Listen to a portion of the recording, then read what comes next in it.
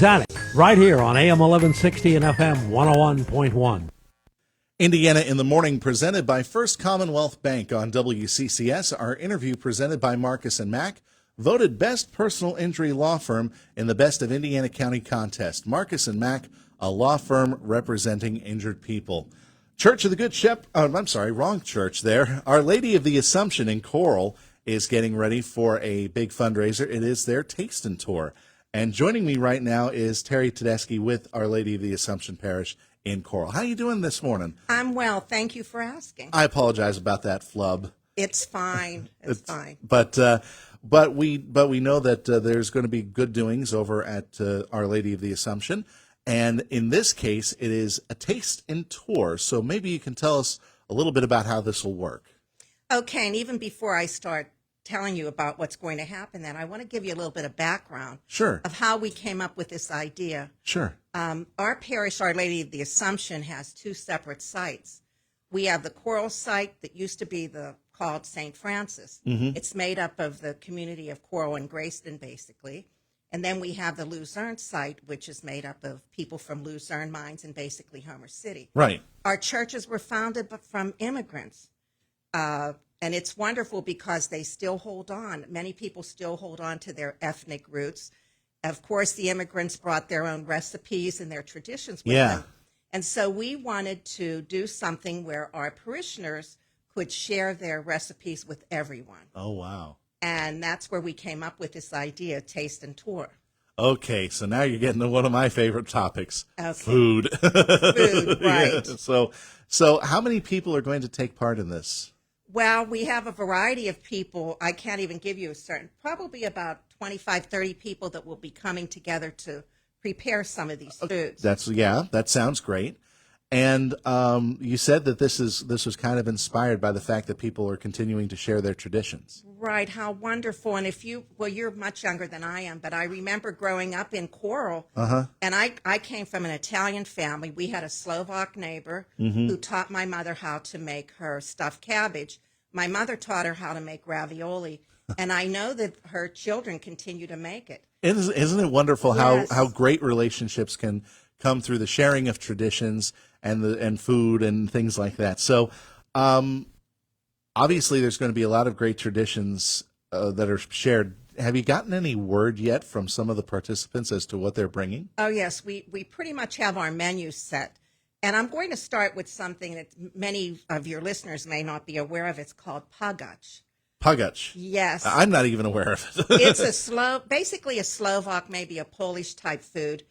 And it's a kind of pie, I guess. It has a top crust and a bottom crust, and it's filled with potatoes and a little bit of onions. You can kind of put your own twist on it. So kind of like a pot pie in that regard. Similar, but it's much thinner. Much thinner. Okay. All right. I'm used to those big deep dish pot pies. So this would be something thin. And you said this was a Polish tradition. I would say Polish, possibly Slovak. Okay.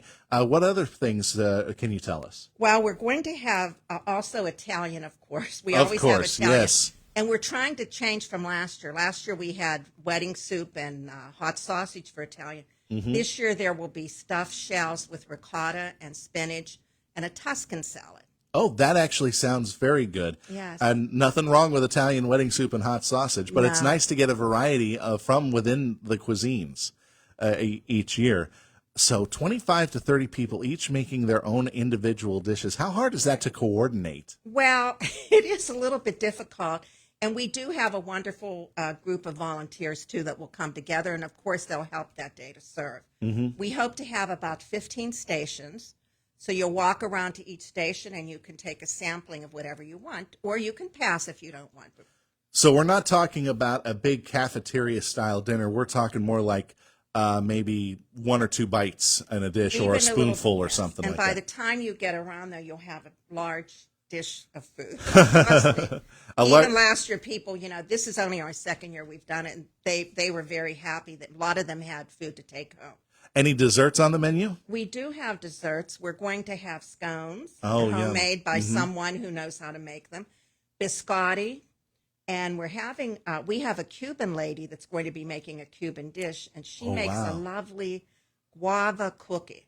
Guava cookies. Wow, that's. Yes. Now, I don't think I've ever had guava at all, but It's wonderful. but you mentioned scones. That hits my British heart right there. Yes, yes, and also it's Kitty, our secretary. Oh, wonderful. She's wonderful. She participates in everything that we do, and she has an Irish background. Mm-hmm. She's making shepherd's pie this year too. Oh, yum! Yeah, shepherd's pie. That I'm hoping in the traditional sense. Then, well, we won't talk about ingredients. Well, yes, but, that's what the idea is, though. The people that really know how to make these dishes, they've been making them for years, will be sharing them.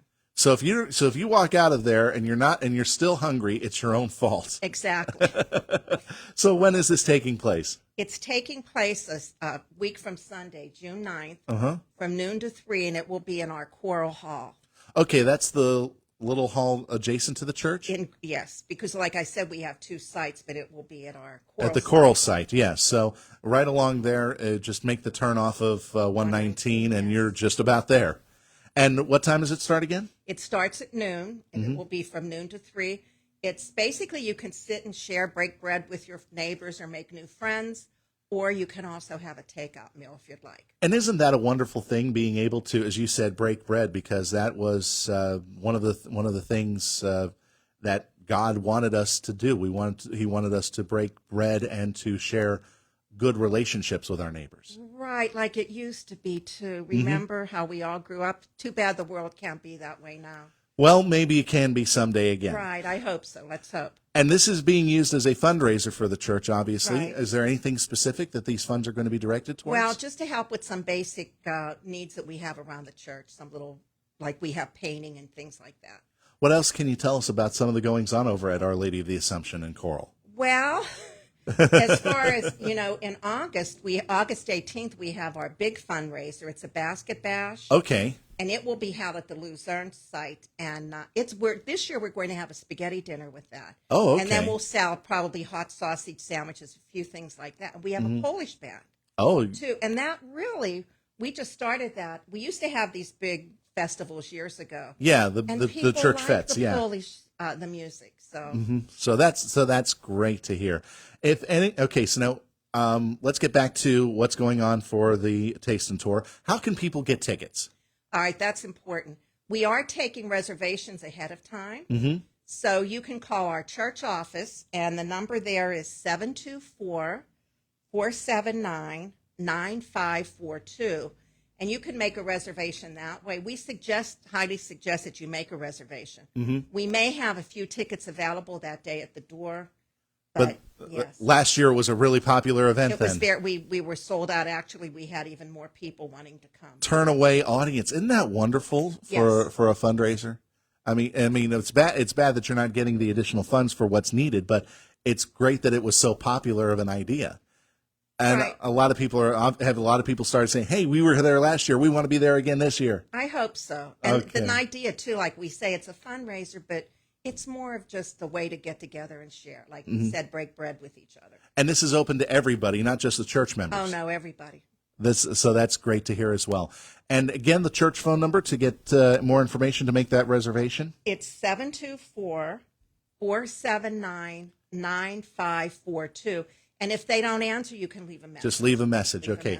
And the rest of the nitty-gritty, it is noon to 3 on what day again? Sunday, June 9th. Sunday, June 9th. So you want to make that reservation now because they need to know how many seats to put out. Right. Excellent. Well, we're just about out of time, Terri, but you know what? It's great. That's a great idea. Hopefully a lot of people get to come by and see this and taste the traditions of the people of the great community of Coral. Thank you very much for joining us on Indiana in the Morning, and we hope that the fundraiser for Our Lady of the Assumption goes very well. Thanks again. Thank you so much, too. Thanks again. Terri Tedeschi joining us this morning on Indiana in the Morning to talk about the Taste and Tour coming up at Our Lady of the Assumption Parish in Coral. And our interview segment brought to you by Marcus and Mack, voted Best Personal Injury Law Firm in the Best of Indiana County contest. Marcus and Mack, a law firm representing injured people. And we do want to mention that if you missed any of that interview, you can check it out online. It's on our Facebook page, live stream at WCCSradio.com. Our Facebook Live coverage always brought to you by S&T Bank. They're great people for being able to sponsor that.